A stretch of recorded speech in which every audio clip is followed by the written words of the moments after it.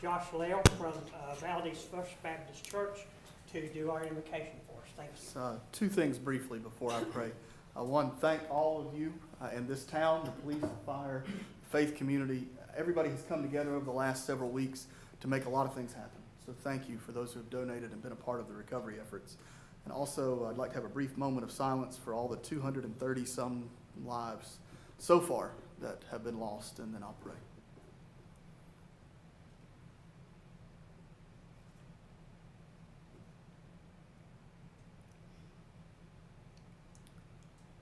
Father God, as we come to you this evening, we're reminded that life is sometimes more fragile than we like to think it is. And many of us have seen that over the past several days and weeks. And as we still wait to hear from so many people in the mountains, we know that the government of this town has done wonderful things, has done amazing things to make sure that things happened in the right way and to make sure people were safe. We give you praise and thanks for that. I pray that this evening's business would be discussed in a civil and peaceful manner. And I pray that it will all be in perspective of the events we've witnessed over the last several weeks. Amen. Pledge allegiance to the flag of the United States of America and to the republic for which it stands, one nation, under God, indivisible, with liberty and justice for all. Thank you.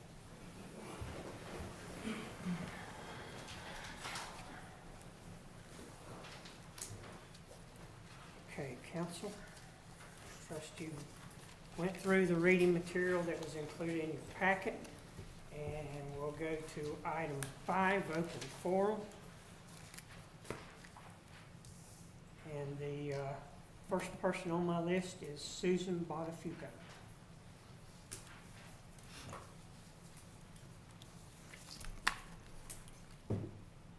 Hello, good evening. My name is Susan Botafuco. I live at 605 Carolina Street. I thank you all for taking the time to listen to me this evening. I have two things that I would like to say. First is in response to the hurricane. I cannot thank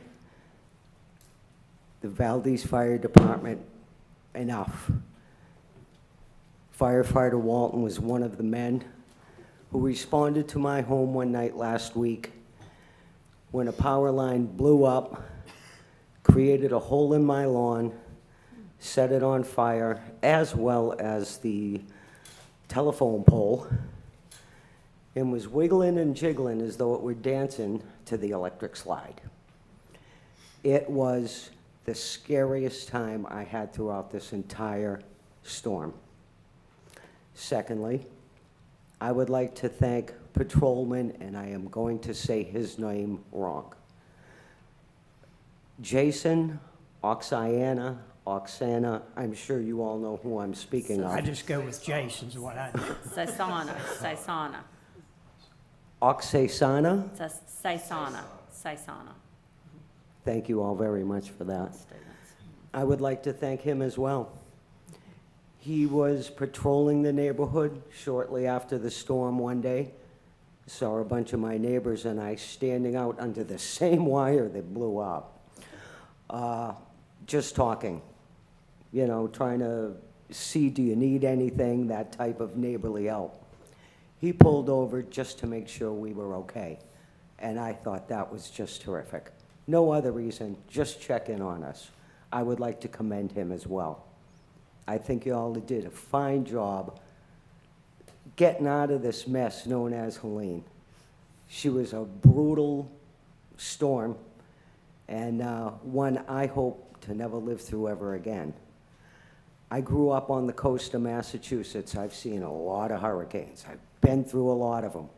Nothing compared to this. Nothing. Nothing close.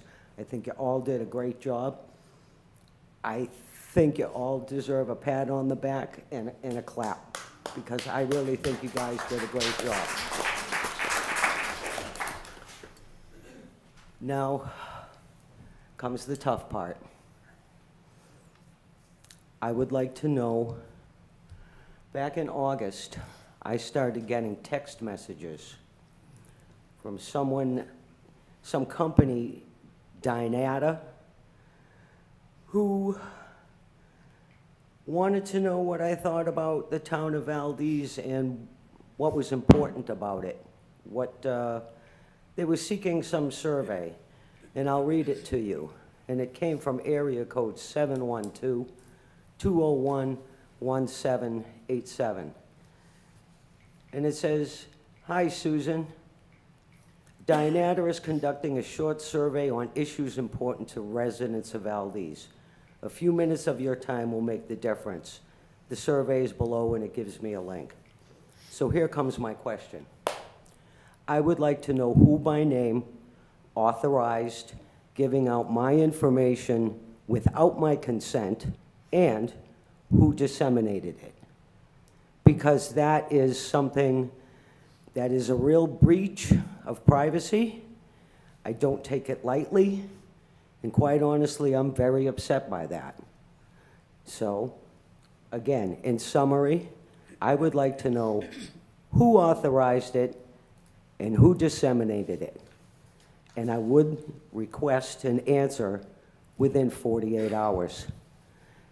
And if you think if it's crossed your mind that you're not going to answer me, if that has crossed your mind, that you're not going to answer, I'll crawl away and go away. Well, unfortunately, you don't know me very well, and you are very sadly mistaken. And I thank you all. It's good to see you all after this hurricane that we all made it through. Let us all bless the Omnipotent One for his mercy. Thank you. Thank you. Ms. Cole, ma'am. I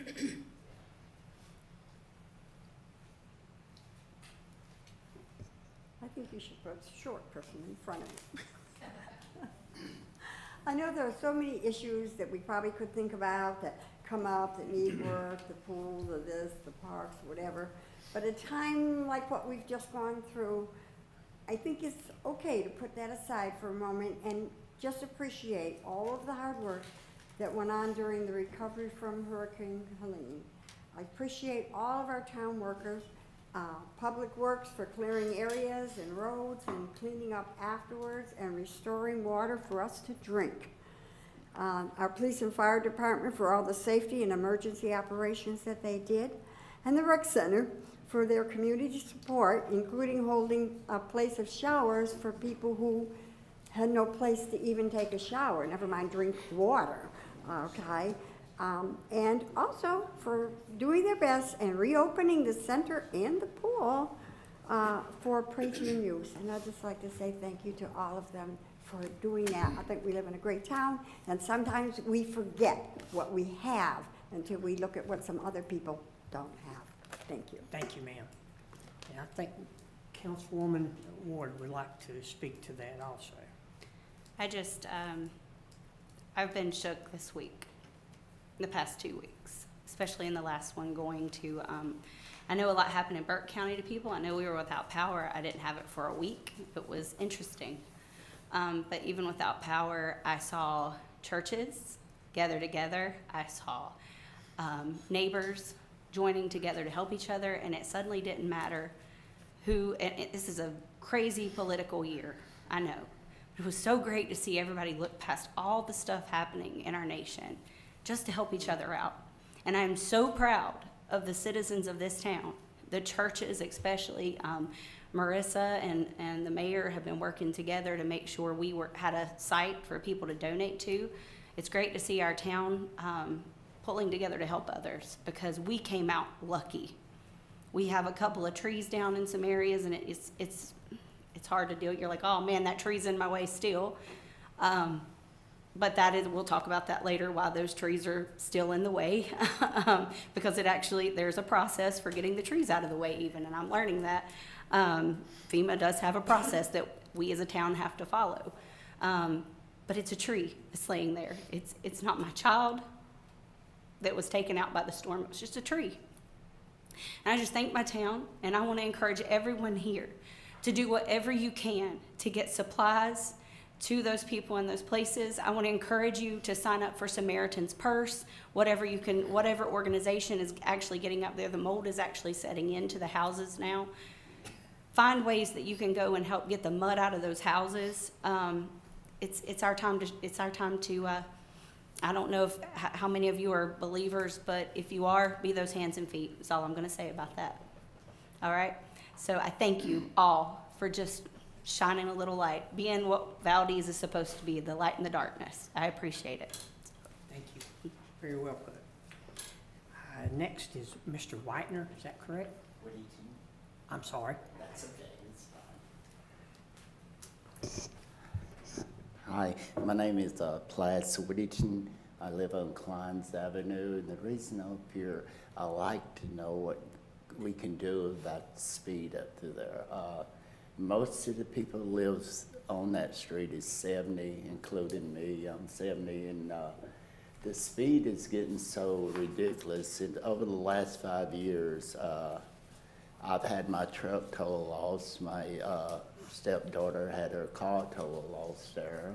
And right now, there's a wreck on the street now, and a couple of your offices and stuff there. There's a wreck right now. Saturday, I was sitting in the house watching a game. There's a truck came up the road so fast, you couldn't even hardly see it, really. And the speed limit is 25. And after a while, I seen 4 guys walk back down, and then I hear they fuss at my neighbor, which he's 78 years old. And apparently what he did, he hollered at the truck. So the guys went up to the top of the hill, come back down the front of them. 4 young guys, like they in their young 20s. And down in his yard, wanting to fight him because he's trying to get him to slow down. And the guys that's doing it is, you got guys, 2 of the young guys live at one end, the other guys live on the other end, and they just go back and forth. And plus we have the plant there. When they get off, at 4:30, they in a hurry to get home, and they coming up through there. And most of our driveways, we had to back out, and sometimes we got 2 cars, and you can't hardly see to back out. And when you get traffic up through there, it's terrible. And I'm afraid somebody's gonna really get hurt there. And I would like to know, what can we do about that? It's ridiculous, really, because it's a shortcut to Food Line, to everybody, and it's downhill both ways. You got downhill and downhill, and everybody just boom, and we right in the middle, and it's getting outrageous. And I like to see something done for somebody to really get killed or hurt. Now, them guys coming jumping on Charles, and him 78 years old.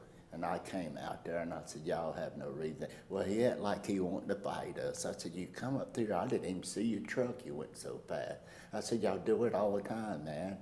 I said, we are elderly people, we live here. I said, I done had 2 vehicle total loss right here because, What we can do is I can have the police chief call you, and you can explain to him the situation and the times that this occurs, and then they can address that for you.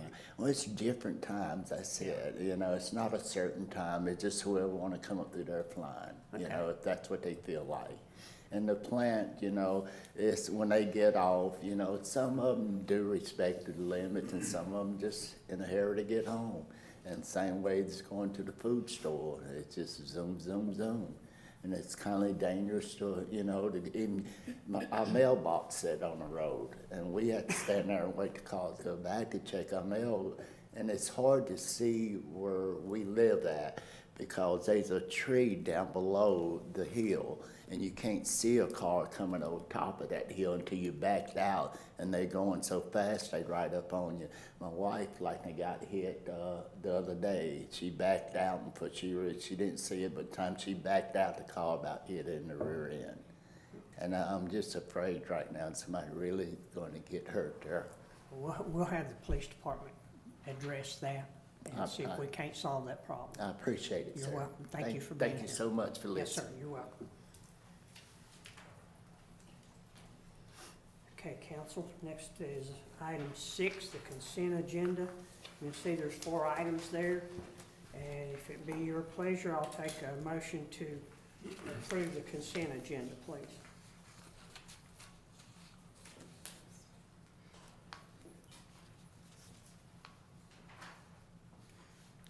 Yes. So,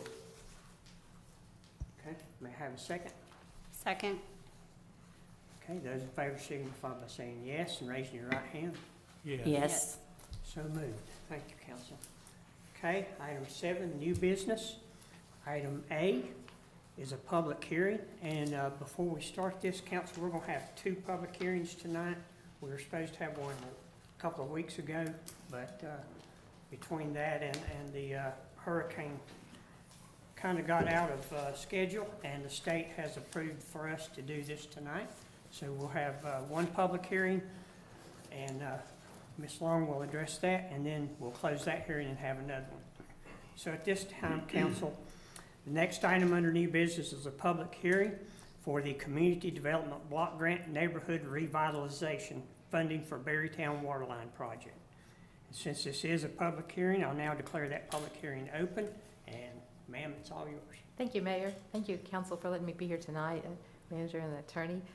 This is the first public hearing that we would have held last week, but because of Helene, we're here tonight.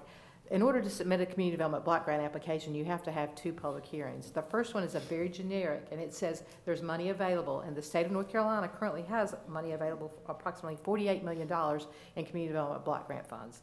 They can be used for a variety of different activities, including housing rehabilitation, neighborhood revitalization, economic development, infrastructure, and one that's on here that we didn't usually have to talk about, disaster recovery.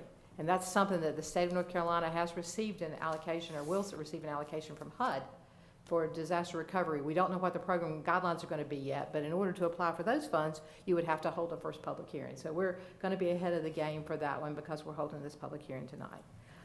Another thing that you can do with these funds, and I know this was interesting at one time, if the town owns a vacant building that needs to be torn down, but it has to be on publicly owned property, the grant can be used to tear the building down as long as the town then in turn markets the property for economic development purposes.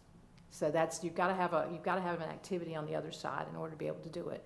But if the town of a publicly owned piece of property, it can be used to tear down that building. So that's something unique with the block grant program that they haven't done a whole lot of, but it's a good tool in case the town does have funds.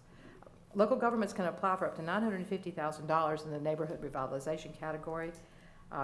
There's approximately $12.29 million in the category tonight. This is the first public hearing. I'll be glad to answer any questions anyone might have about the block grant program and can give you any additional details that you should desire.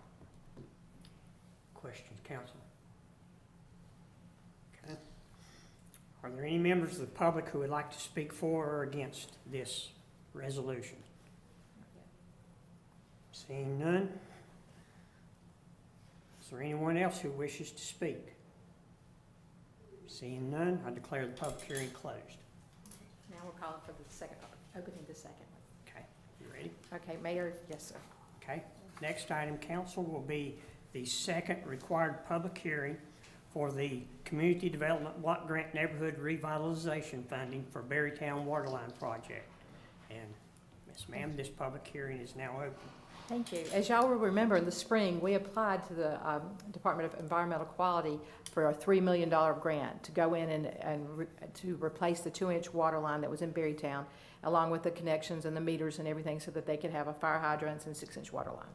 Well, we were fortunately notified, or the town was fortunately notified in early July, that they were awarded $2,236,775, which was short of the $3 million we needed for that application.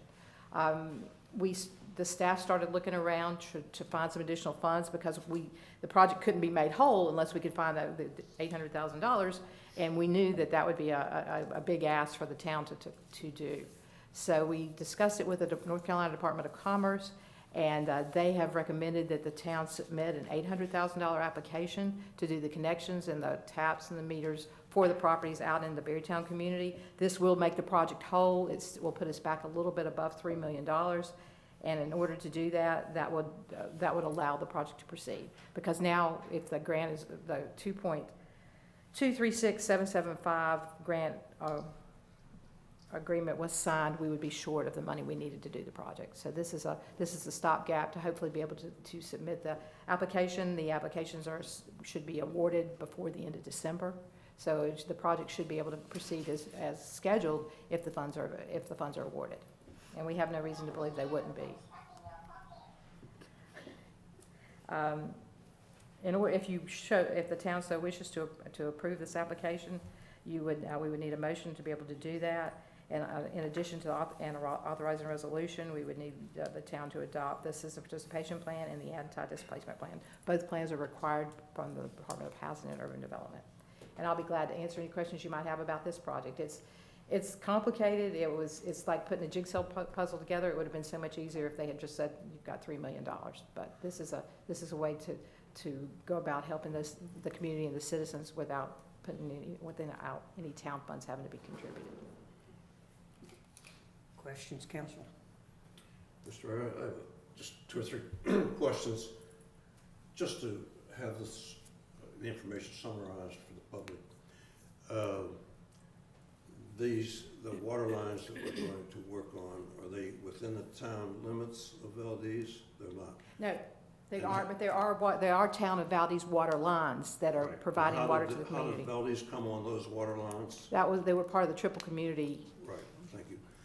And we're talking about $3 million to replace, and roughly how many miles of water lines? That was a question. I can't tell you that off the top of my head. I'm sorry, I don't have that application in front of me. But it was based on the engineering report provided by McGill, and that was the cost estimate based on the cost at the time. They did review them again before we recommended this application, just to make sure that they were still in line.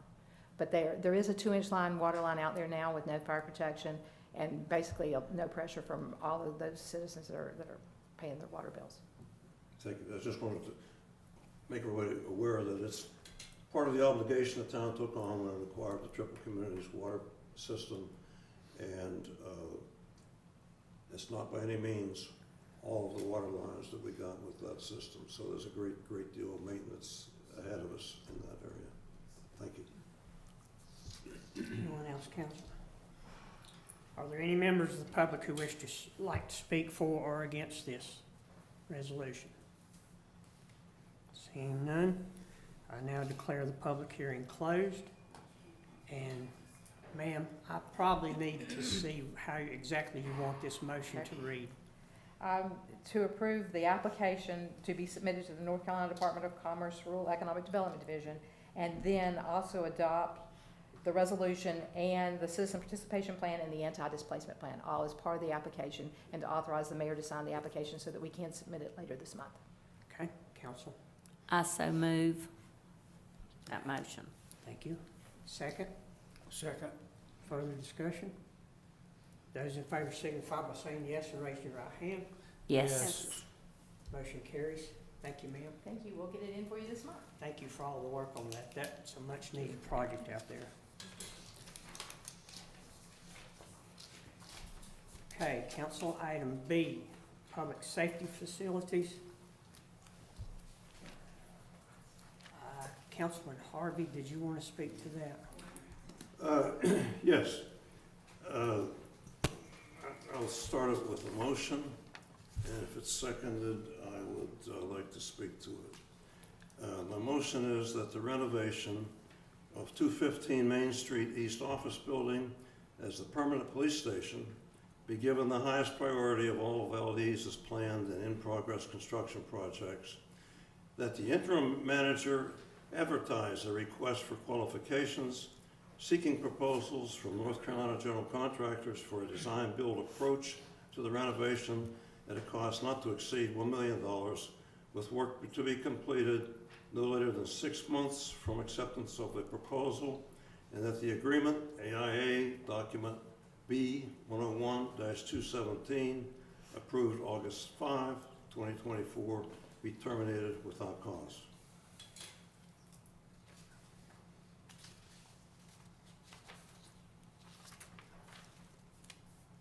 Okay, council, you heard the motion. Is there a second? So if we second, there'll be discussion So I second. Okay, seconded for discussion. All right, the town has been dealing with several needs that have been deferred for many years, and the council must prioritize the needs and the available funding to meet the needs. The estimated cost of the architectural firm's approach to renovating this building exceeded the anticipated cost factor of upwards of 3 times of what the Facilities Review Committee anticipated, including an architect's fee of $175,000. The total estimated cost was running over $2.5 million to renovate a building that does not need major renovation. The Facilities Review Committee, with its combined 150 years of construction and facilities management experience, strongly recommends this design-build approach that, as stated in the motion. No cost has been incurred with the contract that was approved on August 5th, and the cancellation of the contract has no cost associated with it. So it's for these reasons that I think everybody in town would like to see the police department, police station on Main Street. We'd like to see it out there as quickly as possible. And of all the town's construction priorities, this one certainly is high on the list, if not number 1. And it's a project that can be completed in 6 to 8 months at the most. Should be completed in 6 months, and the quicker we get moving on it, the better.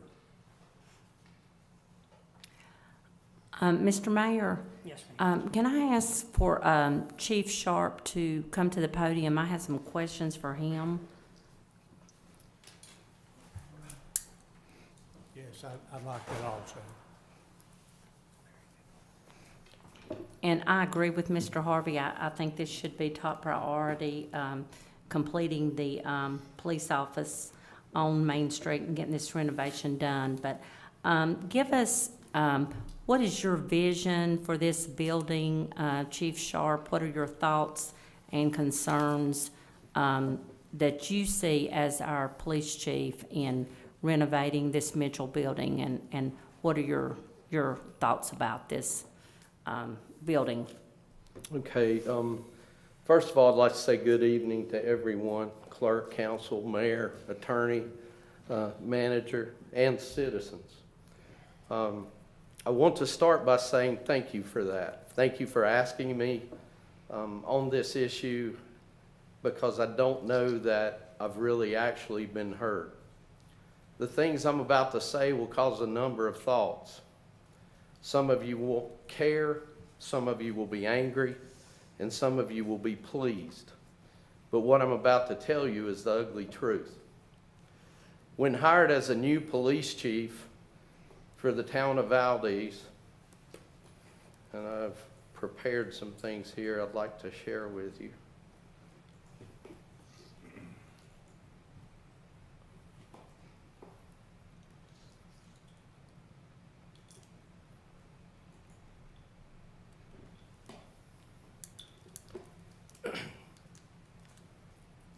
I was assigned a number of issues to immediately deal with and start to repair.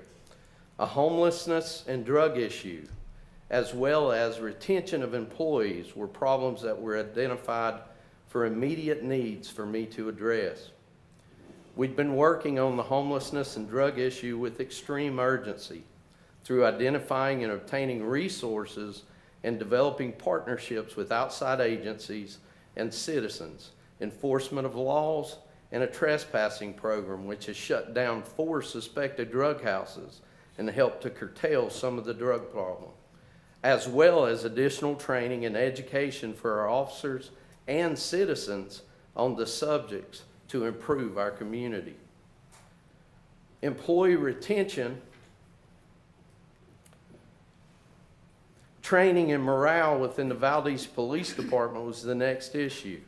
Like the other issues, immediately we addressed some long neglected issues within the department, like communication, updating uniforms, weapons updates, training updates. Those things have been addressed with no additional cost and creative thinking, as well as a citizen donation directly targeted and requested at one of those needs.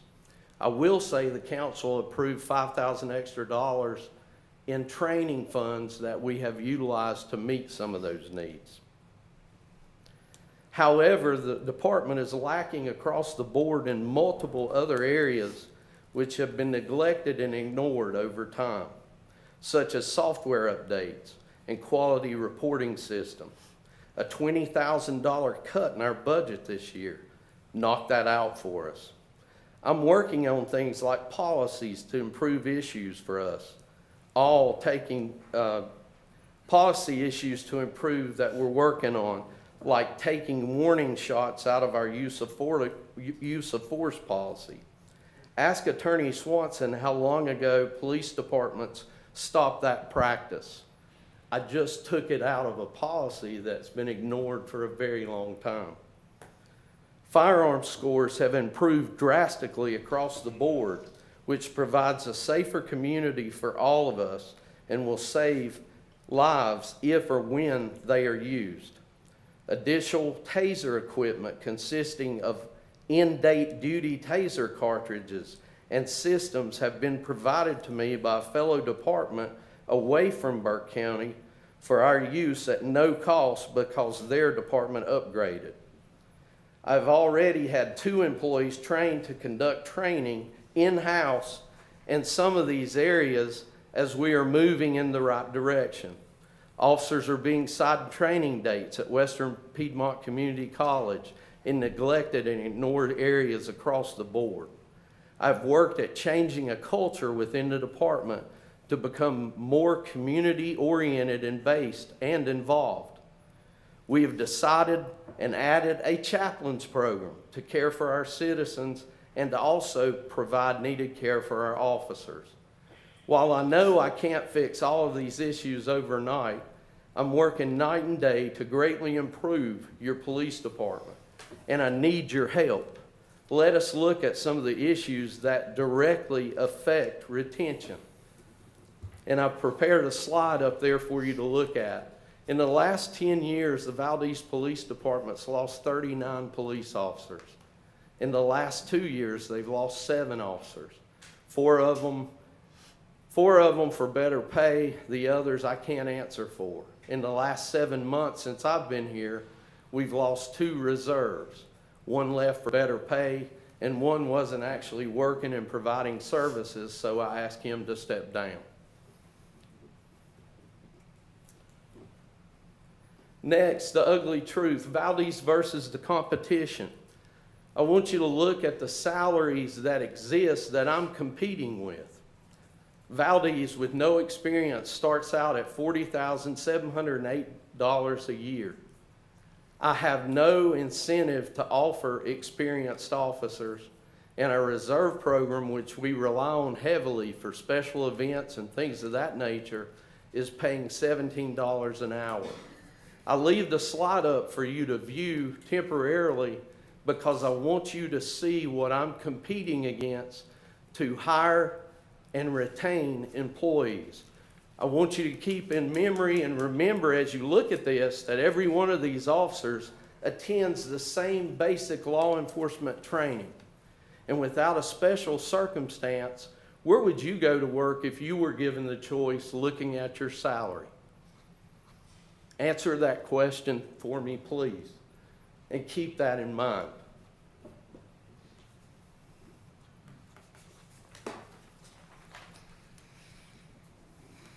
That is what we're competing against, to hire and retain employees in just salary alone. Our facilities are outdated and inadequate to do our jobs to today's standards. We need upgrades across the board as we are 25 to 50 years behind in much of our layout, technology, software, and abilities to provide the services to this community it deserves. I continue to recruit, sell, and offer our town and our department to those wanting to serve as a law enforcement officer. But the ugly truth is, we are struggling to promote ourselves. We need facilities, the backbone and foundation of a quality police department. We need to be updated with current facilities to catch up and come out of the darkness into the light. We need to be updated to compete for quality employees. You want to serve your town. Facilities is the foundation of which all those things start. This has been an ongoing issue in Valdese for some time, and we have looked at so many options.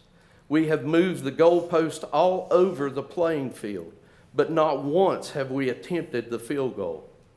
We cannot continue to look in the past about what has not been done.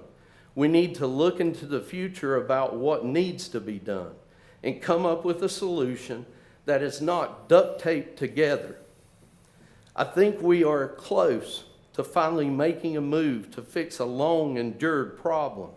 And I beg of you as the council and our citizens, help me protect and serve you by providing the facilities that I can use to create, recruit, and maintain the police department you want within our town to protect and serve you, the citizens. Comparing apples to apples, as I started to approach this issue for our police department as my tenure began, I reached out to a town similar to Valdese because I heard a lot of comments like, they want a Taj Mahal. Oh my goodness, this isn't Charlotte. To respond to those statements, I will tell you this, and I've prepared a slide with some facts. No, we're not Charlotte, but unfortunately, we respond to the same type of calls, just less of them because our population is less. The cause and circumstances do not change, as well as all we face similar issues. We just have less calls because we are less populated. We also have less manpower. Maiden, which is the town I looked at, has a population of 3,796. Valdese has a population of 4,687. Maiden has 5.6 square miles of patrol area. Valdese has 7.86 miles of patrol area. Maiden has 21 sworn police officers. Our town, Valdese, has 13 sworn police officers.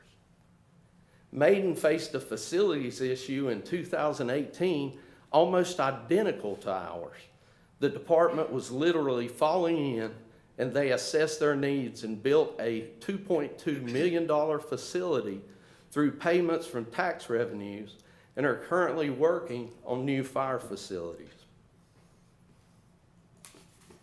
Maiden's facility at today's prices would cost just over $4 million to build. According to their chief, who I spoke with, and according to Talley and Smith, they estimated a refurbished facility on Main Street to cost $2.5 million, and said in the workshop, if we built the same facility new, it would cost just over $4 million. From a common sense approach, we don't sound that far off, and it appears we may be saving money. I recently toured the town of Maiden's police facilities this past week, and I would like to share some of the slides of my findings. And this was the first time I looked at that. I went down and looked at it because I found a town and a facility much like ours and much in the same shape. So I went to visit them, and I'd actually field trained a captain that worked there and knew the chief very well. Upon viewing their facility, we saw things, a filing system within the department for archived files and evidence, a break room made for the officers and the employees, the support staff that work in the police department, a bathroom, locker rooms, and departmental updated lockers, a patrol office combined with a briefing room, a desk for the patrol officers to secure their equipment and work from, evidence storage, a sally port with a secured vehicle lot and an area to drive in for prisoners to be driven into and secured for custodial questioning and that type of thing. A weapons room with desk and things for evidence cleaning and inspection and storage. An IT server room, a quartermaster room for uniforms, and a training room to distribute and upgrade training on a regular basis that can be shared with our college and that type of thing.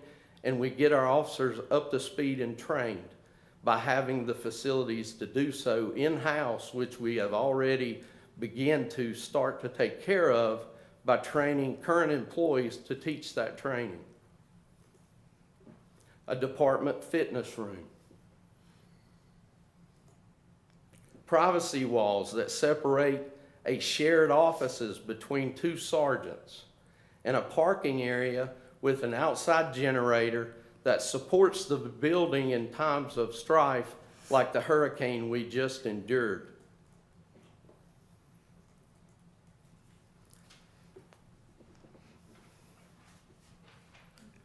Why do we need facilities? Because we're currently outdated and inadequate. Keeping up with technology changes, law changes, enhanced security and evidence responsibilities, while also trying to sell Valdese. Let us look and discuss a few of those issues. Interview audio video recording requirements. A statutory requirement from the state of North Carolina requires Mirandized audio video recordings with specifics from arrestees for all custodial questioning on the majority of offenses. This is one of the reasons we need a sally port. This covers an arrestee entrance to the department for custodial questioning. Our architect designed a 2-car sally port, which is utilized for security of those arrested to bring into a building safely and securely, protecting the officer, the individual and citizens from the things that can occur during those events, and maintaining those events in a secure, videoed environment. The sally port is designed to securely bring an arrestee and conduct an audio-video recording of a suspect in a secure environment according to state-mandated law on many criminal offenses. Since January of this year, the Valdese Police Department has made arrests where this process would have been followed. We currently bring suspects into an unsecured area and attempt interviews on body cams, which are and should be primarily used for citizens' contacts in the field, not at length custodial interviews. An upstairs interview room in the police department would be designed for non-custodial interviews and report taking for officers from individuals coming into the police department who are not in custody, which is also a regular practice of the police department. The two processes I've discussed are two separate processes that need and should be done in separate areas. Not to mention, new legislation has passed which also now requires that you audio-video informants and you audio-video certain witnesses. So all these things are continuing to come at us full circle, and we do not have the facilities to meet these needs. The additional space in the sally port has been requested as a need for evidentiary purposes. Items such as cars, motorcycles, or other larger items such as a mattress, couch, chair, or other item which needs to be secured for further trace evidence testing in cases such as homicides, hit and runs, sexual assaults, and rape, which are seized and need to be maintained and secured for later court proceedings for at times indefinite time periods. It is also necessary for vehicles involved with drug searches where a search warrant may be involved. As you can see, the extra bay is a multi-need portion of a laid-out facility that is needed for very important reasons. These events do occur with regularity, and even now we have no true way to secure such items.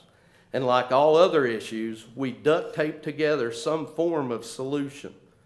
This evidence needs to be in a secured environment with all other evidence in the police department under a two-keyed system to maintain the legality and integrity of the evidence for both criminal proceedings and the liability the department faces and holds to its citizens to maintain such evidence. Moving this away from the department in a facility not connected to the department is just not very smart. It's not very smart security-wise, nor is it practical. The expense of a security system, gas, and manpower running to and from the outside facility over time would easily pay for the extra space to get done and keep it under one location together within a complete, well-planned facility. How often do these offenses occur?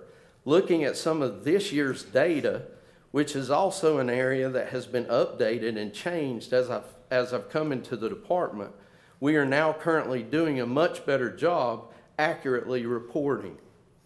This year, between January 1st and today's date, we have made 230 arrests. The large majority of those would have an audio-video recorded statement that we do not have the facilities to do. 509 reports have been filed. Many of these should have had an audio-video non-custodial interview attached. We do not have the facilities to complete that task.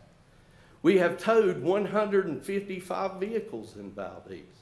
Now, not all of those have had evidentiary value, but many have, and we do not have a place to secure them, to issue search warrants and process those things for additional trace evidence, which should be expected from our citizens and our justice system.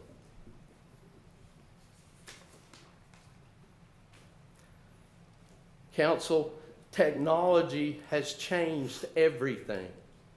The CSI effect. What is expected from citizens and juries?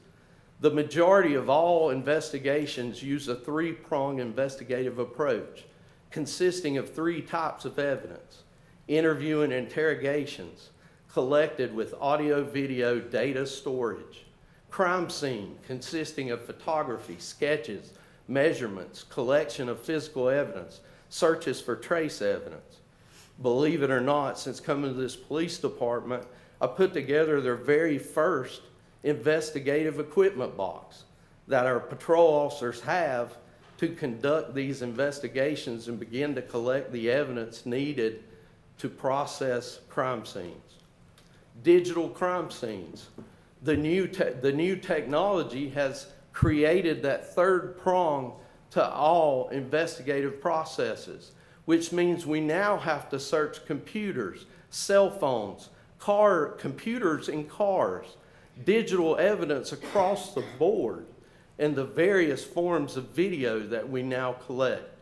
Not only do we have to collect it, we have to store it for evidentiary purposes. We do not have the facilities to do this. As a PD, we need the facilities to store, maintain, and call for the processing of all that type of evidence.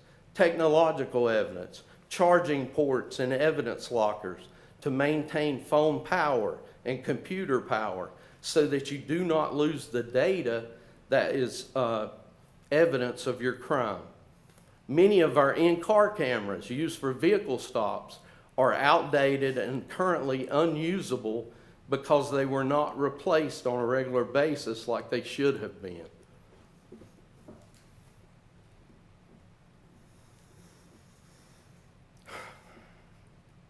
I at times feel I'm holding a department together with duct tape. Let us stop addressing these issues with duct tape and fix a problem with a real solid solution, which is to get these police and fire stations completed in the near future. It appears at face value we are starting to spend a quarter to save a nickel. How many architects and firms are we going to hire and fire? How many meetings are we going to pay for? How many legal fees are we going to endure to end up spending what needs to be spent to accomplish this task and does appear to be close based on what has been calculated by your previously hand-picked architect? As your police chief, I came to this town with 36 years of law enforcement experience, and I'm educated in my field. I hold a bachelor's and master's degree in criminal justice. I'm not looking at these things blindly. I do not want a Taj Mahal, but I am telling you the ugly truth about what our needs with this facility and the future of our town's law enforcement facilities and services. In recent weeks, I've sat down with Manager Weichel, and I've had a couple of good discussions about JAG grants to assist with upgrading technology across the board with our agency. And this may be a solution for some of those issues. I've also spoken with him about creative ways to possibly address manpower issues. However, I cannot fix the facility issue. I think I helped find a location which may work and make some of the town happy. But we will be on our main street with a generator for incidents where we are needed, just like the latest hurricane we have all sat through and endured, where my officers sat on Main Street in the dark, flagging down cars to help citizens with no radio or no phone access and no true facility for those individuals needing service to actually respond to. Your chief is not an expert in architecture or construction, but I do know our current town manager has training in both. I would strongly suggest we accept and take some of his input on this matter, as he has much of the expertise needed. I'm sorry, Manager Weichel, to put you in this position, but your expertise and opinions are also needed, and they are currently trusted by the Chief of Police. I want to thank all of you for your time tonight and listening to my thoughts and concerns. This is not a council versus staff issue. It is needs-based. Unfortunately, in life, and especially in police work, never have I ever made everyone happy. You as council members will not either. But these hard decisions need to be based on needs. Remember, I speak to you tonight as your chief of police. I am a department head, an employee, a citizen, a fellow taxpayer of this town, and not to mention a homegrown son of Valdese who wants what is best for all of us. I will continue to upgrade our services and maintain a police force, but we need updated facilities and a foundation to get started. You have the ability and fortitude to make that happen, and I pray for all of us we can come together and get this done. The time to accomplish this task has long, long passed.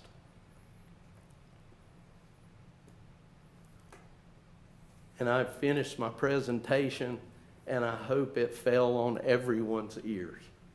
Thank you for allowing me to speak.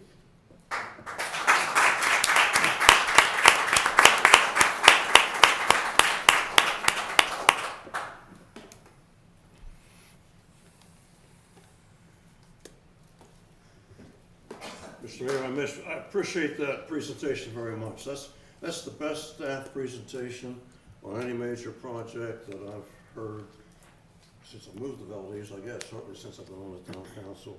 It's a wonderful presentation. Our police chief is dealing with many of the things that this council's dealing with, things that have been kicked down the road time and time again. And it's time to address these things as quickly as possible, as cost effectively as possible. And he was the one who identified that building as an ideal place to locate as for temporary relocation, when at the time we knew we had to temporarily relocate our police and fire personnel. And I know he was pleased with the potential it had. One of the mistakes that he's dealing with and we're dealing with is that we could have bought the building next door, much larger, much newer, for a little bit less. If I And, remember correctly, Councilman Harvey, pardon? if I remember correctly, you spoke against the town purchasing that building. I never did. No. You check the minutes, I did not speak against that. It was just the opposite. It I was, spoke, and we're talking about the council here, we're not talking about something that somebody remembers from the past. Well, I could not believe the council passed that opportunity. I mean, that was a good opportunity. But anyway, this is an opportunity. We need to move forward. The only thing, I mean, your problems are major, and it sounds like the most important one is salary. Secondly is budgetary. We just had an interim manager who never called the department heads together to work on the budget development. I mean, that's what we're dealing with here. But at any rate, you have a facilities review committee that has recommended that a more effective approach is to go out with a design-build approach rather than an architect design, bid, and build approach. And that's all. We need a starting point, and if we go out with requests for qualifications, and we do it quickly, and we get a general contractor in, the people who will drive that process will be the police chief and the general contractor, and if they, you know, whatever it's gonna cost, they'll come back and recommend something different, but that's all. That's all this motion is. This motion has nothing to do with the facility, with sally ports, with technology. This motion is simply changing direction, using a design-build approach, which is a very common approach for renovation. It's not anything that's unusual. It's very common in renovation of commercial buildings.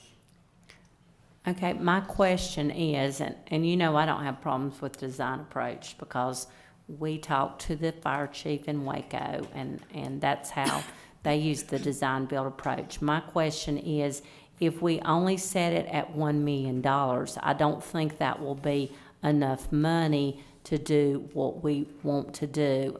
And I do recognize we need to be cognizant of taxpayers' money, but $1 million may not be enough money. So what do we do then? Then we increase it. You wanna amend that motion now and change the number? Yeah, I think we ought to go with a number that's a little bit more in the ballpark. Well, I think the $1 million might just be a starting point. I think we can increase or decrease either one. However, if the $1 million is a starting point, I would still like to see us go up to 1.5. Yeah, I think, 1.2. I mean, if we start at 1 million, what if nobody touches it? Because that's way too low and everybody's gonna say, hey, I'm not gonna touch that $1 million. Right. So to me, we need to start at a higher number. That's what I'm saying. And if it comes in lower, that's great. Yes, If it's higher, absolutely. we'll have to give more. So how do we word that to make sure we don't put ourselves in a corner? And so what I'm understanding too is we have not spent any money yet with the current contractor. If we do, back out of that one, is there a lot been spent already? I think is the concern, is making sure we're not shelling out money and then pulling out, shelling out money, pulling out. That's a concern of the citizens. That's what we're hearing. Has anything been spent so far, with Talley and Smith? I'm sorry.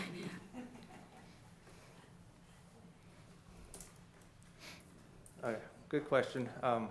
No, nothing's been spent yet on that particular contract. So I talked with Bob Smith earlier, and I verified that information. So as far as the design build RFQ process, this is a little different process than just going out for an RFQ for an architect.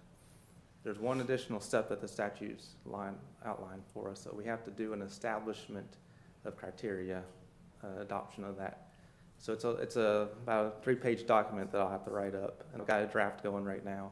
But that will have to be adopted, and then we can do the RFQ process. We can do it at the same time, but that's just one additional step that we haven't done in the past, because this is kind of a new thing for everybody, design build. So just keep that in mind as you're making your decision here. And we do have a workshop on the 24th that's going to help us learn a little bit more about the design build process. Okay, so Bo, is your recommendation we wait till the 24th to do this all, and then we could make the motion then and do it all at the workshop? I would just say that we'll learn more at the workshop on the 24th. It's council's decision on how to proceed at this point, but there is one additional step, and there may be more that I'm not aware of because I've never done this process either. This is kind of a new thing for the state of North Carolina. They adopted this not too long ago. So instead of doing the traditional design bid build, which is what we're our current contract under, this eliminates and just a design build. So there's that one additional step that I'm actually aware of. But I just want to make sure that we're in the clear and we make sure we learn what we need to do this correctly. And clarify what this workshop is. So the workshop is to, and it stemmed from our previous workshop, where the council had requested that we learn more about this process, because we heard that Waco had done it, and I think some other volunteer fire departments did it. So just keep in mind that those are nonprofits, so they don't have to follow the statutes like we do as a local government. So they did their design build, but there might be steps that they didn't have to follow that we do. So we're bringing in somebody that has experience, a consultant. He's coming in free of charge to do this for us out of Charlotte. And they have a lot of experience in design build, and another program called Construction Manager at Risk, which is another variant of that. So, and that might be something that we might be interested in too. But that person is a representative of a general contractor. right, yeah. But they go around to different counties and municipalities and give this presentations to help to learn more about that. There's no obligation to use their services. They just kind of present what the statutes and the processes are. What was the second one? Design build, and what was the other one? Construction Manager at Risk? And we owe no money to Talley and Smith. No. We won't owe them. Not under that contract. Okay, we won't owe them any money. Correct. Okay. How much have we paid them thus far for the other contract? That one was like 24,000 and some change, I think. Yeah, that was more of the study phase. So the contract we're talking about was the design of the police station, but we haven't actually they gave us some conceptual drawings, but they didn't really actually go into design of it. Yeah, this contract to design the police station was to design and manage the construction. That's a flat fee of $175,000. Correct. But we have not started on any of that yet. Okay. And to cancel it, it's 7 days notice with no cost.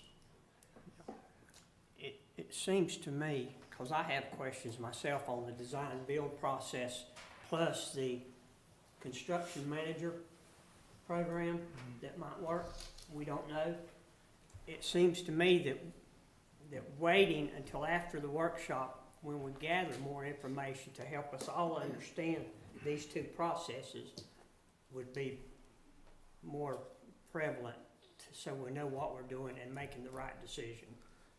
And that establishment of criteria document I mentioned, the statutes outline that we have to do that for each project that we elect to do the design build process with. So if we do it for the police station, we'd still have to do it for another, if we decide to go for the fire station So that we'll way. have to do it anyway. We'd do the same process and adopt that document. So we can work on that, get that on the next meeting for council to adopt. So we could do this all on October 24th and actually take action at that meeting. Yeah, if we put that on the agenda, we can take action. And then we can put it on the agenda, and if we don't want to take action, we can remove it. Is that right? Okay. So, We always find a reason to delay, to defer. I think that's part of the frustration of Chief Sharp. I think moving the goalposts are very frustrating, but Yeah. I Well, do not want Nobody's to. moving the goalposts. Yeah, we are. We have a moved it. motion and a second on the table, don't we? Yes.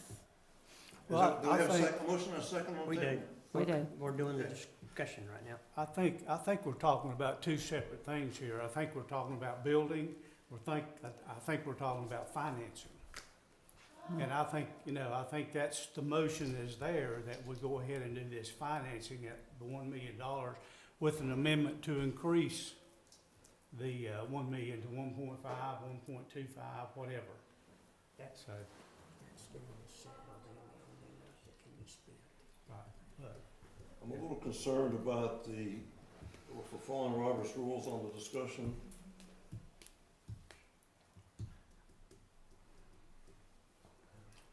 We're having a council debate on this, right? Did you understand? And there's been a motion, there's been a second. It could be amended, it could be deferred, it could be postponed, it could be voted down. Let's do something. It definitely needs, in my opinion, to be amended.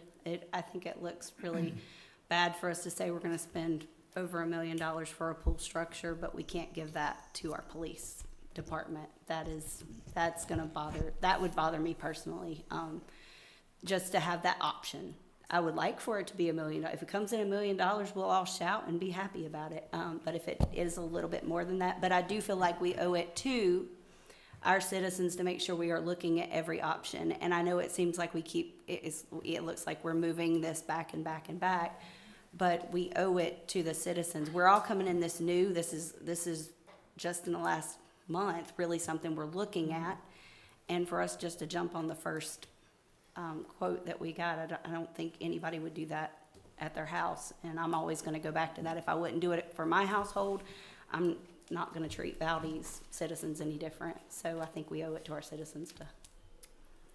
So how do we amend that? Yeah, so procedurally, you would just need to make a motion to amend, and it sounds like you want to amend the cost not to exceed number. And so I would just phrase it that way, a motion to amend the cost not to exceed number to whatever number you would like to supplement. So can I get some input from the rest of the council on How about 1.75, not to exceed? I mean, is that a good compromise? I think that's a good compromise. Chief Sharp just said that they spent $2.5 million in 2018 building that building down there. Did that include land? Did that include I the don't- basic structure? I don't know. That's the building, I guess. Now, we've got the building there. That cost is not gonna be anything to us.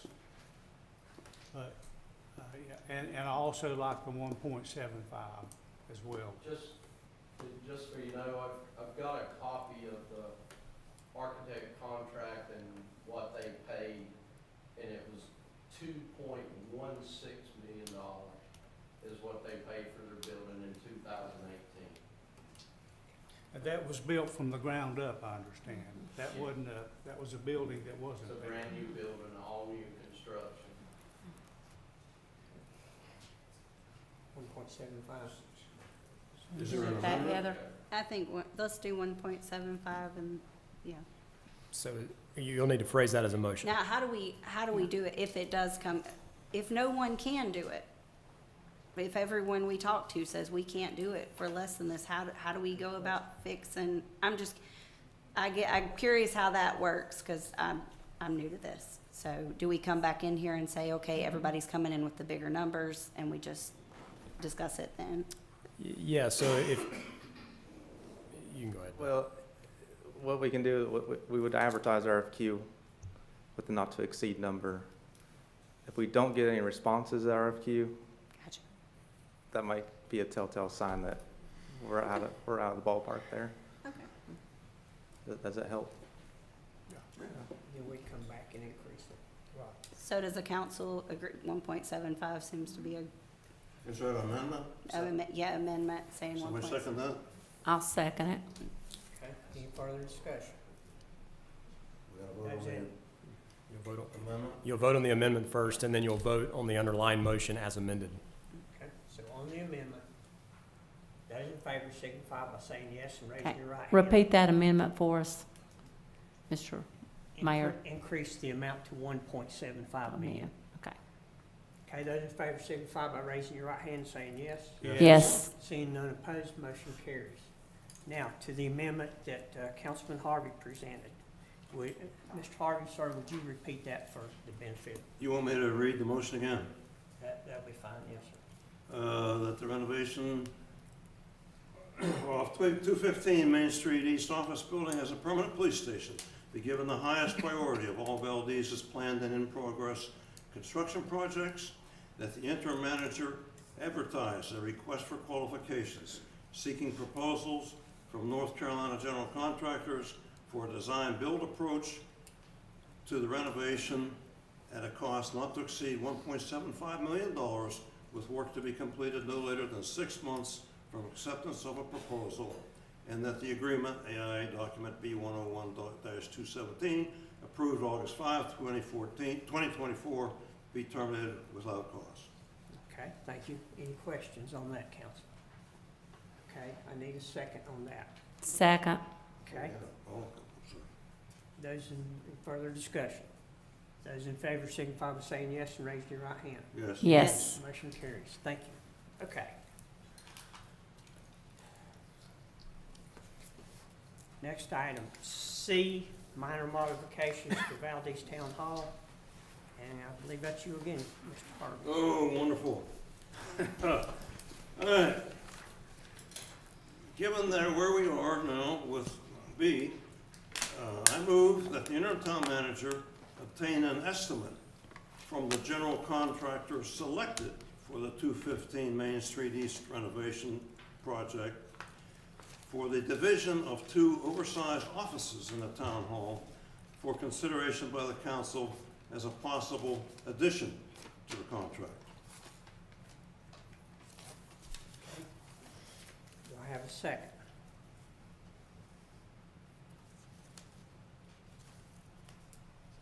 So would those offices be, I'm sorry, a second, so I can discuss that, sorry, second. Okay, so I'm curious, if we do that, would those offices be used for something in particular? Like when we split the offices, is it going to be used for, I'm sorry, is that a second? Or? I She second it, and that was asked you just, a question. Okay. I'm sorry, I didn't hear the question. I was just wondering, when we do the separation of those larger offices, is there something that we have in mind that we'll use those offices for? Okay. I have a few points I wanted to make. The 2 oversized offices that previous management specified for themselves have been a constant source of complaint by citizens who have viewed them. One of them has more space than the community activity room across the hall. And when we were interviewing architects to review our public safety facilities, frankly, all 3 of them were blown away by the size of those 2 offices. One said, those are not CEO-type offices, those are Hollywood-type offices. They're just way too large. So we have an opportunity to know, if it doesn't cost too much, we don't know what it's going to cost, but we'll find out, of dividing them while they're vacant. It's always hard to divide an office when you got somebody in there. So the manager's office is vacant now. We understand that the largest office, which is larger than the community activities room, will be possibly vacant shortly. So if they're divided by a construction firm that's already under contract, it could be a very inexpensive way to create 2 additional offices. While the police department is still in this building, they can probably find a use for 1 or 2 of those additional offices. In the future, there'll be a lot of use for it, but it would certainly remove what, I don't know how many citizens have been in those offices, but those who have, that I've talked to, I'm not even asking them. They say, what in the world is with these offices? So it would make this building more functional. It would make the building look better for the town as a whole. Okay, I would like to, I'm just saying, at this point, first of all, we have relocated the police to this office.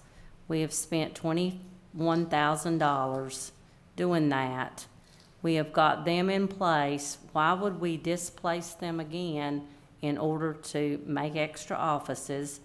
Why do we need extra offices in this building? We have moved Vedic to the Rock School. I don't see that there's a need at this particular time for extra offices. Why would we spend taxpayer money at this time when we have more important needs? Right now, the state of Burke County is still under a state of emergency. We need generators. We found out our public works doesn't have generators. We found out this building didn't have a generator when our police were here. We need to finalize the work on our police department. We have a fire department to build. We have a pool structure we need to purchase, and we need to pave roads. Why at this time? Now, maybe sometime later on down the road, we might need offices in this building, but I really question, is this the time to spend any kind of extra money working on this building just because of optics when we have so many other things that are more important? That's my question. I just don't think this is the time that we do that and spend taxpayer money on this building when we have so many other things that we need to be doing. If I may, this motion is not to spend money. This motion is to get an estimate from the contractor who will be working for the town on what it would cost. That's the time to decide whether it's worth doing or not. It would not displace the police department whatsoever. These offices will be empty for the first time since the building was built in 2010. So if there's no better time to stick a wall across a room than when the room's empty. So that's all. This motion simply is that we get an estimate. Period. Is someone not in the town manager's old office? Is no one in that office right now? The mayor's in there right now. The mayor, okay, The mayor Okay. can stay at home. okay. We had to kick the mayor out of the town hall because we don't have room for him here. We'd like to get him back in the town hall. That's one use we could use, look to one of these offices. So is there any, Well, again, it's not cost, it's not doing it, it's just getting an estimate. so there's no cost to just getting the estimate? Yeah. That's all we're doing is just getting an estimate. I mean, we're not doing it. We're not voting right now to do it. Just getting an estimate. Yes, ma'am. And it doesn't, and one more time, it's not gonna cost anything to do it. So if something happened where we added a couple more positions in a few years, we'd at least have the estimates. So if while somebody is here, I don't have a problem with getting estimates. I mean, I would rather know the estimates before we made a definite decision, but we're not voting on that. We're just saying get an estimate, so. Correct. That's correct. Okay. Any further discussion? I have a motion, a second. All those in favor signify by saying yes and raise your right hand. Yes. Yes. Those opposed, raise your right hand, state no. No. Okay. 3-1, motion carries. Okay. Well, as soon as I get my tablet up here. Item D, 215 Main Street East Estate Sale. I did not intend to have so much on this agenda, but I do. This item is titled somewhat frivolously as the estate sale. The point is, the building 215 Main Street East needs to be totally vacated before renovation starts on it. So if we go out for a request for qualifications and we end up getting a contract underway, that might take 30 to 45 days to get. The building needs to be empty and ready for it. There's a lot of furniture in that building, quite a bit of which the police department can use. Other pieces that maybe this building or other town departments can use. So there are maybe, I don't know how many file cabinets, 50 maybe or more. There are beautifully bound law volumes there that the attorneys who occupied the building invested at least $50,000 in over the years that are worth nothing anymore as far as legal references, because these people use LexisNexis and other things like that to stay up with the law. But they make beautiful coffee table. Some are leather bound. So anyway, there's a lot of value in there, and there might even be some other things in other buildings around town that the office equipment or furniture that the town no longer needs. So at any rate, the motion is that the interim town manager proceed with the preparation of 215 Main Street East for renovation to be completed by November 15, 2024. Proceed with the preparation to be completed by November 15, 2024, including but not limited to inventorying all furniture and office equipment remaining in the building to determine items the town can use, protecting them from renovation damage as required, determining the optimum means for selling all items of value, along with any additional similar town items for deposit in the Public Safety Facility Fund, and having all remaining items disposed of. Okay. Mr. Attorney, could I impose upon you to describe to council, because some of them are new, and for my benefit also, how we should go about disposing of said equipment legally? Yeah, so, I mean, it's a statutory process, but I think this motion doesn't necessarily call for disposal. It's just asking the manager to look into disposal. Yeah. Again, Was there a second? I'm sorry. Yeah, she seconded it, for my benefit. If the fire department wanted to sell something, we'd have to auction it, is that a fair statement? Yeah, there's a statutory auction process, Okay, yes. that's what I want, thank you. That was for my benefit. And what does that apply to? Does that apply to extra chairs, or does that apply to everything? Yeah, to be honest, I would have to go back and look at the statute. I think there's a monetary threshold, and Mr. Weichel may actually know the answer to the question.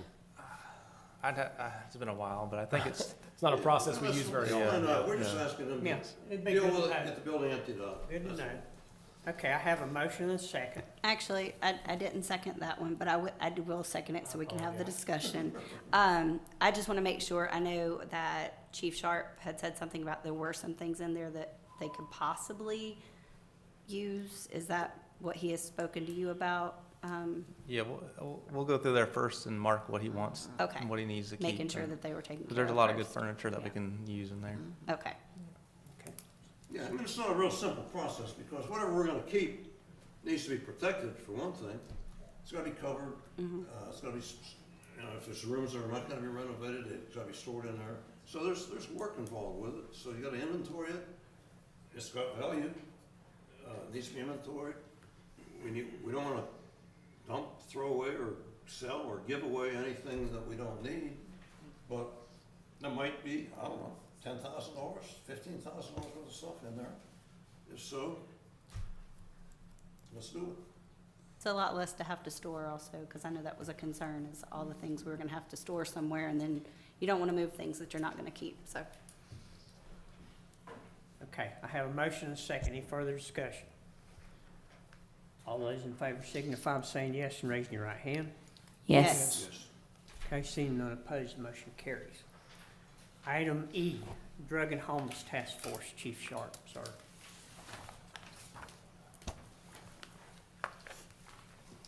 Good evening again, and I promise to make this a lot briefer than the last presentation, but I will not say it's any less important. The Homeless Drug Task Force has had 2 additional meetings since our last council meeting. Some of the things that have evolved from those meetings are Jethro's has been established as a Thursday pickup location for unsheltered to be transported to Burke United Christian Ministries for services.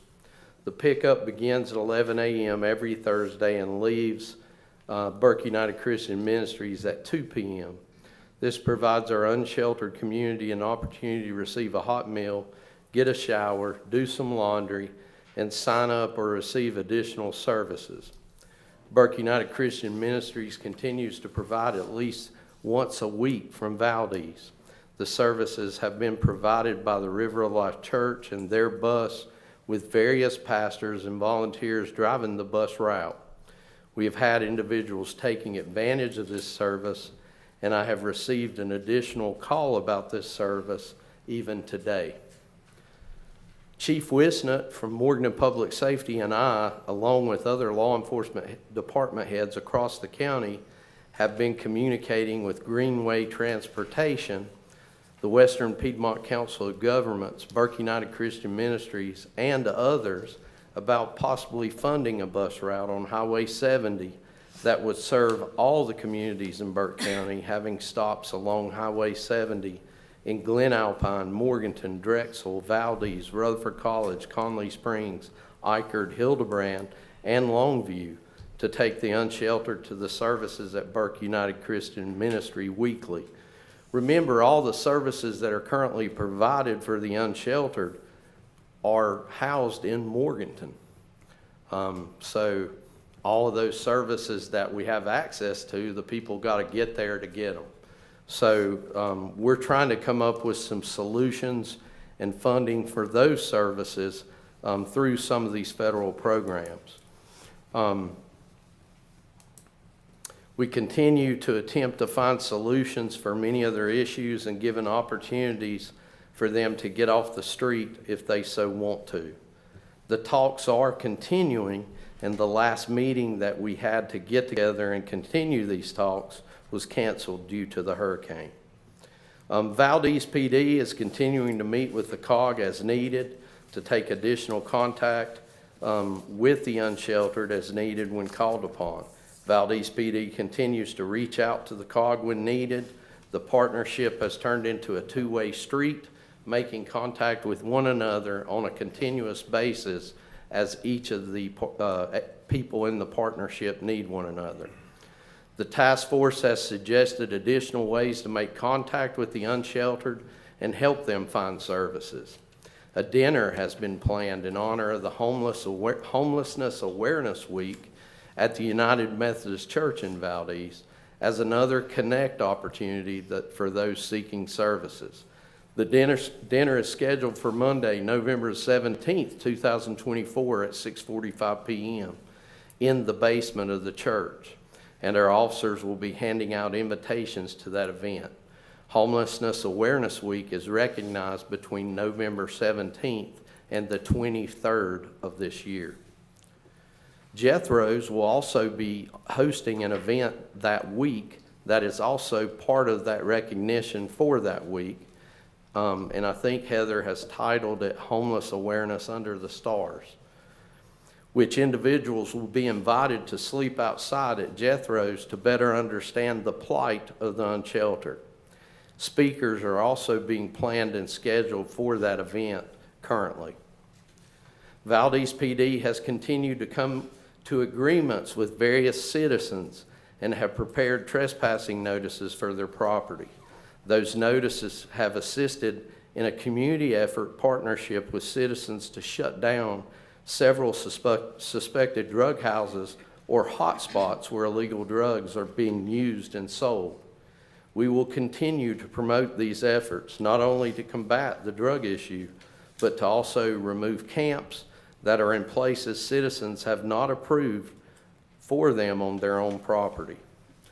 The task force has had several guest speakers providing an inside look at addiction issues and the struggles to find rehab.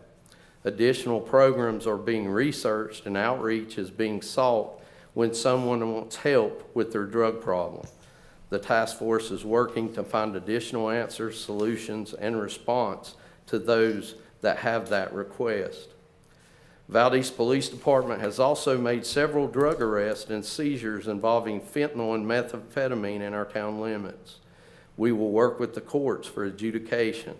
This has improved recently as the PD has now installed court liaison officers on Valdese Police Department court dates to oversee and guide our cases through the process.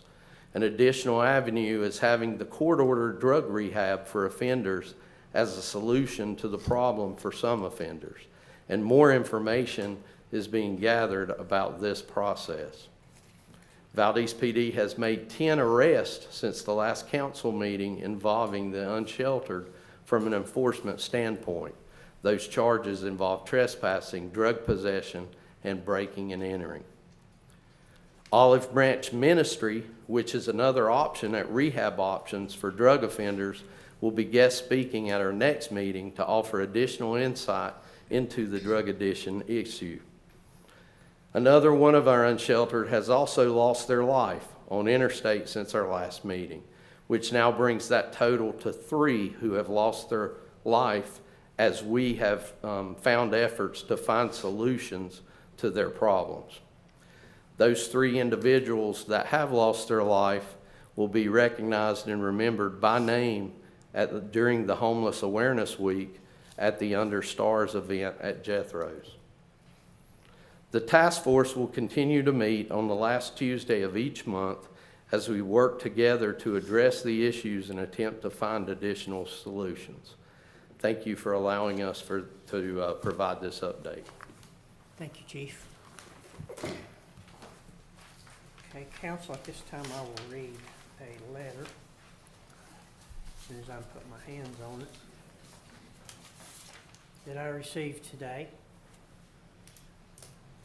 Dear Mayor and Council, with the recent devastation caused by Hurricane Helene, our family decided to rent our Valdese residence to a family that became homeless due to a large tree damaging their property in downtown Morganton. We have subsequently moved and made our permanent residence at a home we recently remodeled at Silver Creek in Morganton. Due to this change in residence, I regret that I am no longer eligible to remain on council. I've thoroughly enjoyed my time on council these past 34 months and on the Valdese Planning Board for nearly 7 years, and I'm grateful for the opportunity to serve and give back to the Valdese community that has given so much to my family. I will continue to remain connected and committed to Valdese with my business. Valdese is the place I've come to love these past 34 years. My very best to each of you as you seek to serve the great citizens of Valdese in the best way possible. Paul Mears. So with that, I announce Paul Mears' resignation from the town council. Mr. Mayor, when did that take effect? I don't have a date, but we'll say tonight. I think probably the letter is dated, as soon as I find it again. The letter's dated today.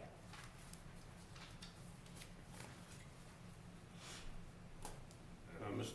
Attorney Swanson, could you clarify when would it have been effective, I guess? The reason I'm asking is the council was informed of this last Thursday. Yeah, so the ordinance provides, and I do have a copy of that handy, anticipating this question tonight.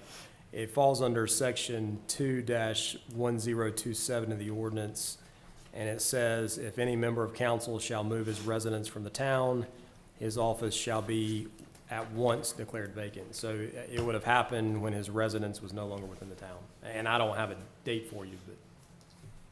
Okay. So, it didn't matter tonight, I guess we didn't have, quorum wasn't an issue. Quorum was not an issue. You have a quorum. All action is, Multi-votes. So.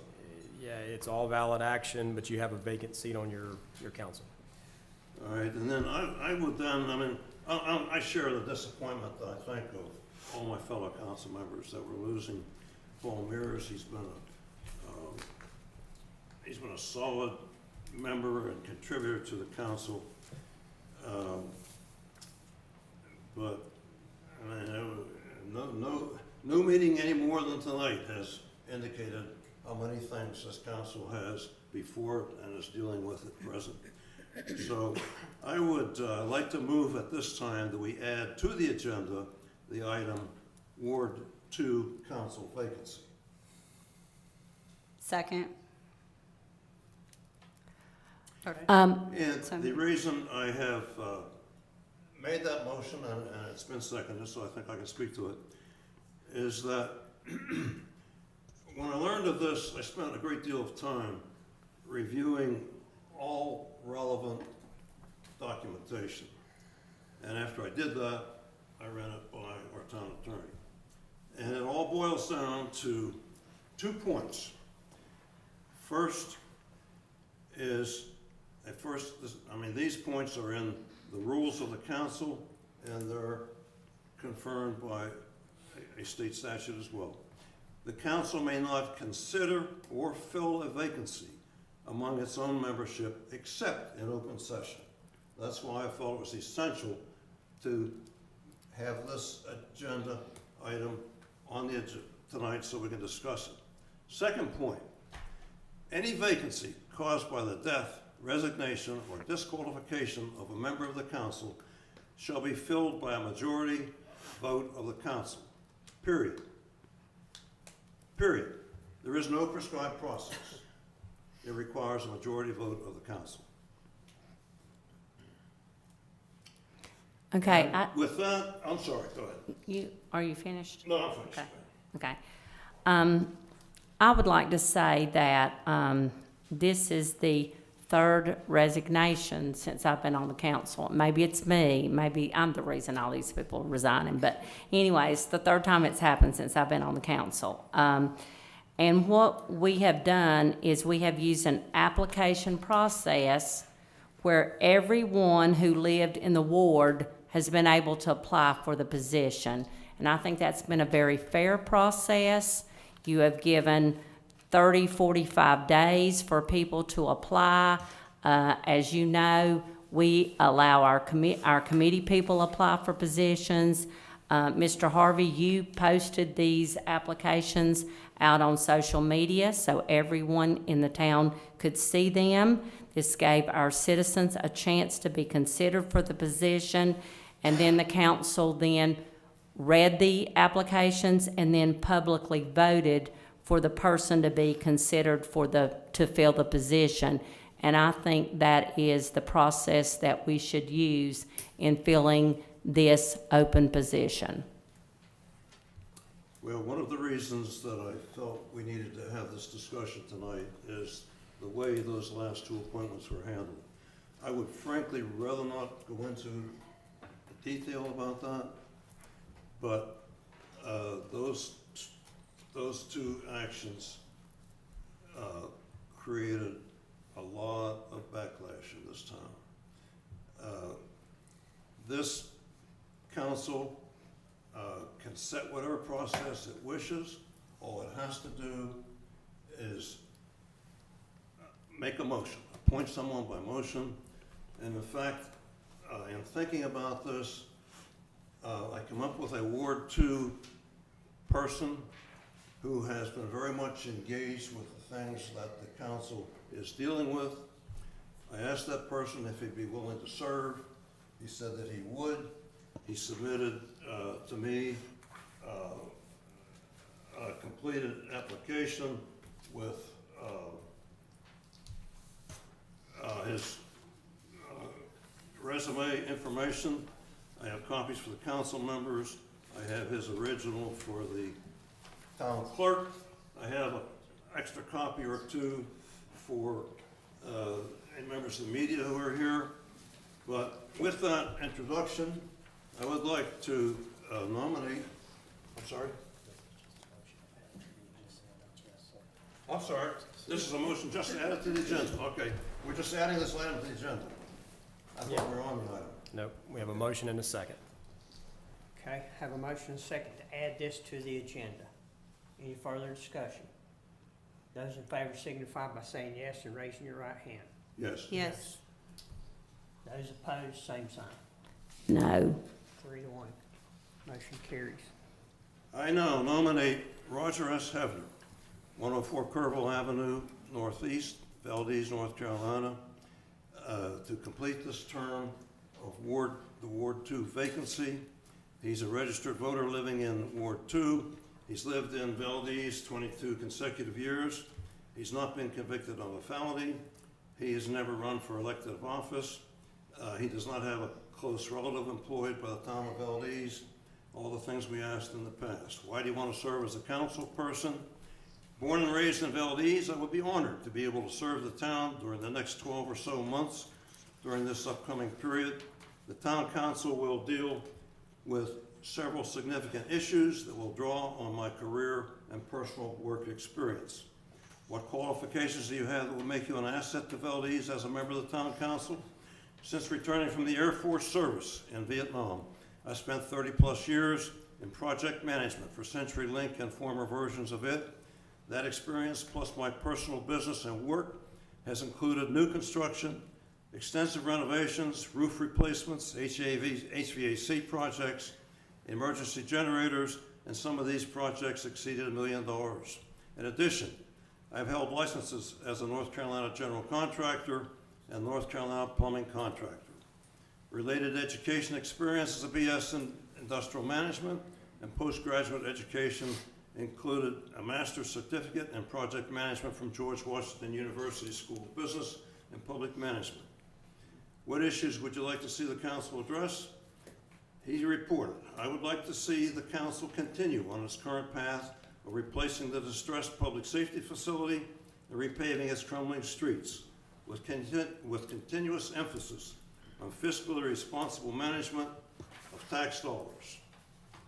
Other organizations, Valdese Presbyterian Church and LPDA property committees, American Legion Post 234, Post Commander, Lovelady Masonic Lodge for 50 years.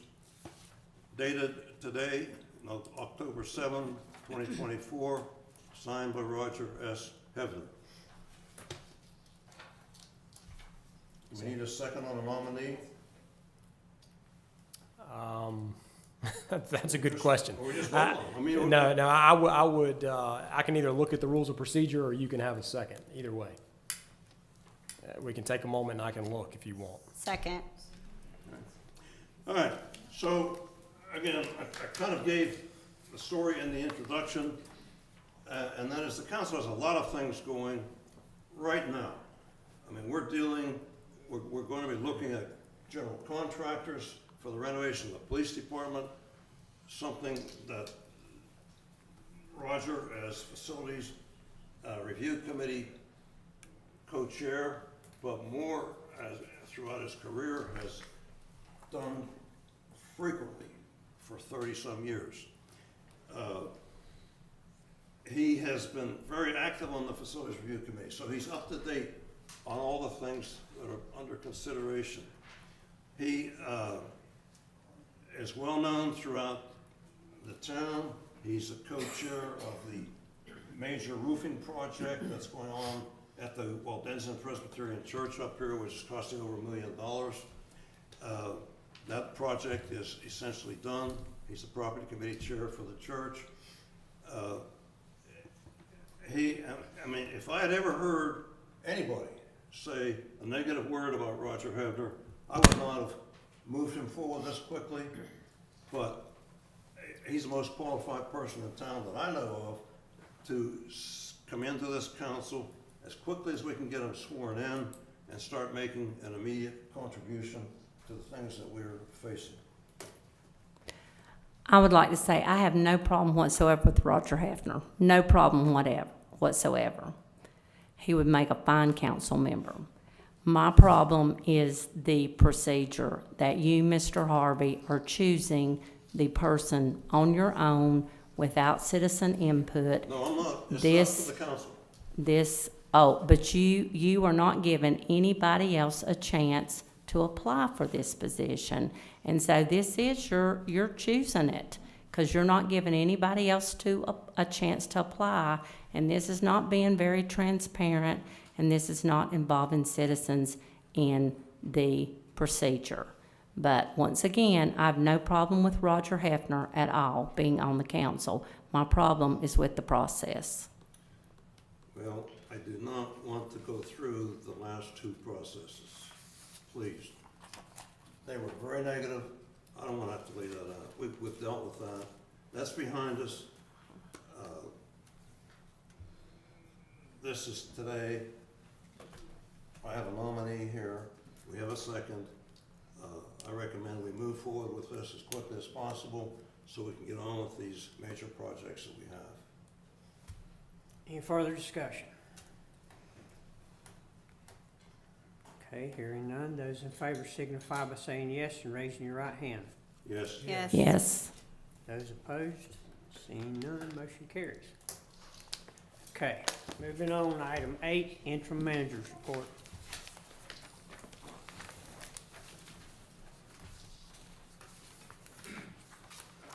All right. This is a big report here, so bear with me. Old Colony Players presents The Legend of Sleepy Hollow, October 18, 19, 24, 25, 26, 31, and November 1st and 2nd. All these dates are at 7:30 p.m. at the Fred B. Cranford Amphitheater. Visit oldcolonyplayers.com for more ticket information. Bluegrass at the Rock, the Goodwin Brothers, October 10th at 7:30. Visit bluegrassattherock.com for tickets. Great Trails State Day 2,000 Mile Challenge at Valdese Lakeside Park, October 19th from 7 in the morning to 8 p.m. Participants will hike, bike, and paddle to try to reach 2,000 miles to celebrate Great Trails State Day.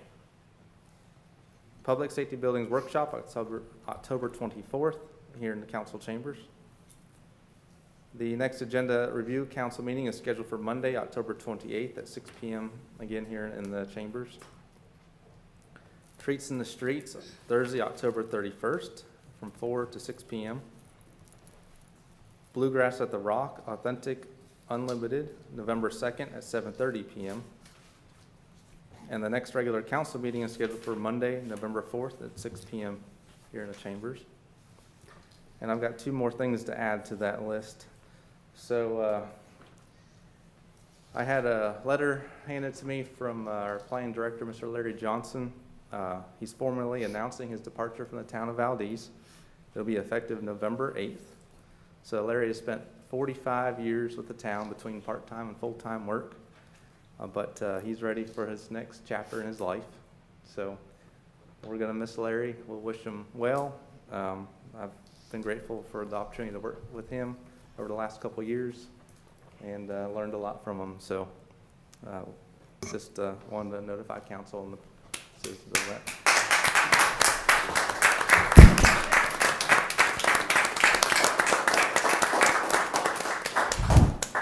For about as long as he's been here, he's been aggravating me for 45 years. That's why I got gray hair. And I love you, Larry, like a brother. All right, and I've got one more for you. I just wanted to share this with everybody. So, the recent storms we had, our water plant went down. We went through a boil advisory. So here's why all that happened. This is the raw water intake down our water plant. So within this building, inside this building, there's 4 pumps. 3 pumps at 4160 volts and 1 at 480 volts. You can see the water, how far the water came up. The Catawba River rose approximately 10 feet, which meant there was about 3 feet of water inside this building. So inside this building are the pumps and also the motor control unit. So these are the pumps here. We got 4, remember, but these are pumps numbers 1, 2, and 3. So numbers 2 and 3 are the main pumps that we use every day for the town. What controls those pumps are these motor control units. There's 1 for each pump.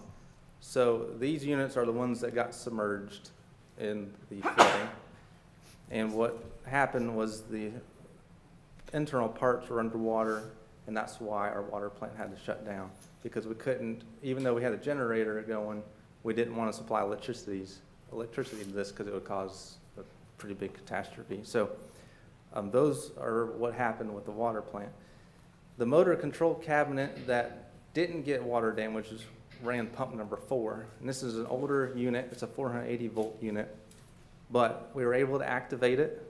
The water plant guys did an excellent job of getting that up and running. We was able to limp the plant along.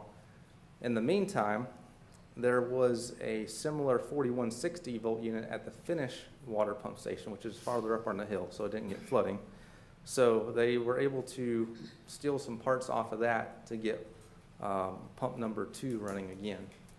So once we got pump number 2 running, we got the water out of the building. We were able to fire the plant back up. At that point, we had to go to a boil advisory because the plant had been sitting idle for longer than 24 hours. So Eaton, you've heard of the electrical company Eaton, they came out. They're the manufacturer of these MCCs, or motor control cabinets. They've been on site testing, doing inspection, and they're ordering the parts we need to get our pumps fixed and back up and running. So the plant's still limping along on the older pump and one of the newer pumps with replacement parts, but it's making water like we need it to. If we go down, that wouldn't be a good thing, so we gotta get these ones fixed. So I just wanted to give everybody an idea of just what happened there, but that was the culprit right here, was the flooding of the raw water intake. So just thought I'd share that with everybody. Thank you, Bo. I appreciate it. Okay, Mayor and council comments. Council, it's on your mind. I would like to thank the police, fire, public works, everything that you've done during this storm, everything you continue to do, the community affairs for housing the collection, and also Heather Ward and Josh Lale, who have led the collection of supplies in our community. Very appreciative to them for their leadership. Yeah, and I'd like to add to that, Bo Wackel. Bo spent many hours here, kind of supervising, railroading, whatever, to make sure things were going right. And Bo, I appreciate that. But also police, fire, especially our public works and what they have done. Heather, for you, appreciate you and what you have done, and Josh. And I know River of Life and First Baptist Church have been very active in getting materials, supplies, and taking them there. And I really appreciate that too. And I'd like to see us as a council, maybe sometime in the next couple months, to honor these people with a luncheon, whether it be here in the hallway, whether it be outside. Let them know how much we really do appreciate them. I think that's a great idea. Yeah. We have a new merchants advisory committee. Maybe they could suggest a way to do this with some class. Yeah, and just, we could work through Bo to get the word out to Public Works and Fire and Police, and just to let you all know you're welcome to come, let your folks know, and we'll be here to recognize you, to thank you for all that you have done. And I already said my piece earlier about being thankful for everybody who's pitched in. If you haven't had a chance to visit any of the counties that have been impacted, going to those will change your perspective on a whole lot of things. So if you get a chance to drive through, do that. It's not the same as seeing it in pictures. Go help somebody. I just encourage you, go help somebody. And the biggest reason for me making a lot of the decisions that I'll be making in the next little bit is realizing how important it is that our police department has the generators they need, or that our water stations have the generators and things they need and the parts they need, because if we don't have water, we don't have a town. So we're just, if we are a little penny pinching right now, it's just to make sure that everybody is getting exactly what they need and at the same time protecting the citizens, so. Just two comments, if I may, please. First of all, our newest incoming council member is present, so I would ask Roger Hevner if he'd stand, because I doubt if anybody here knows who he is, but that's Roger Hevner. Thank you, Roger. Second thing is, I just want to recognize maybe the biggest water customer that Valdese has, and just express maybe our appreciation. Bo, Gary, and I met with representatives of, I think it's our biggest water user, commercial water user in Valdese, and maybe our biggest employer, not our biggest employer, probably second. But at any rate, in that discussion, we learned that They will be buying about $1 million of water this year from the town of Valdese. So that's significant. They've asked us to look at a few things that might help them keep their costs down and remain internationally competitive, which they are. So, but it was a great meeting, and we have, I'm sure all of our manufacturing companies and our employers in the area were suffering from this hurricane as well as each of us was, and all their employees, many of whom are Valdese residents. So the hurricane was widespread, its effect was deep. Nothing, though, nothing like it hit Morganton and towns west of there, some of whom don't even exist today. It's just been a disaster, and it's an amazing one.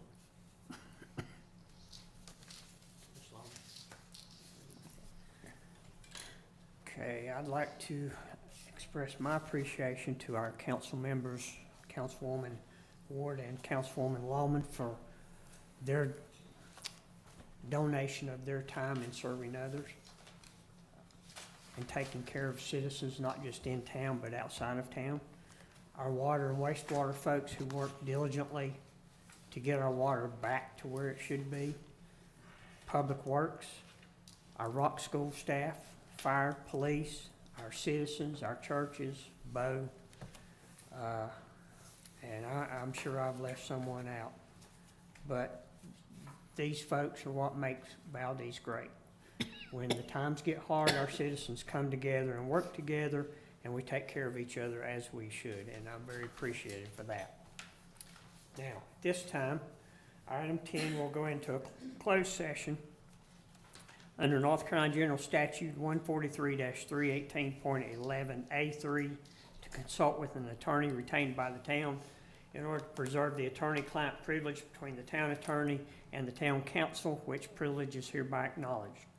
Also, under closed session pursuant to North Carolina General Statute 143-318.11A6 to consider the qualifications, competence, performance, character, fitness, conditions of appointment, or conditions of initial employment of an individual, public officer, or employee.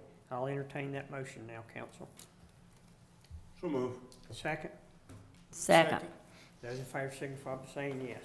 Yeah. Yes. So be it. Yes, Rick?